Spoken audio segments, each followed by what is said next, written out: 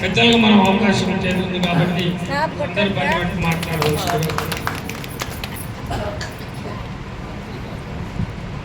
జై భీమ్. మహాత్మా జ్యోతిరావు పూలే గారి వర్ధంతి సందర్భంగా బ్రదరు కృష్ణ అన్న మాట్లాడినట్టు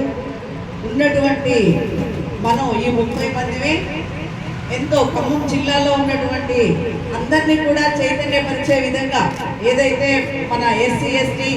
బీసీ ఐక్య వేదికకు మనం ఎలాగైతే ఈ మీటింగ్ని ఏర్పాటు చేసుకున్నామో జ్యోతిరావు పూలే గారు సహచరునిగా సావిత్రిబాయి పూలే గారు ఎంతో టీచర్గా తన వంతు కర్తవ్యాన్ని మహిళల్ని చైతన్య చేయడం కానివ్వండి, చదువు సంస్కారం అన్ని విషయాల్లో కూడా ప్రధాన పాత్ర పురుషులతో సమానంగా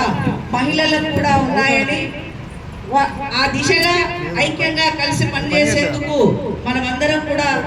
ఈ వర్ధంతి సందర్భంగా మనం ఐక్యంగా ముందుకు కదిలేందుకు సిద్ధం కావాలని కోరుతూ నాకు ఈ అవకాశం ఇచ్చినటువంటి పెద్దలు గౌరవనీయులు అందరికి కూడా వేదిక మీద ఉన్న పెద్దలందరికీ కూడా హృదయపూర్వక నమస్కారాలు తెలియజేస్తూ జై భీమ్.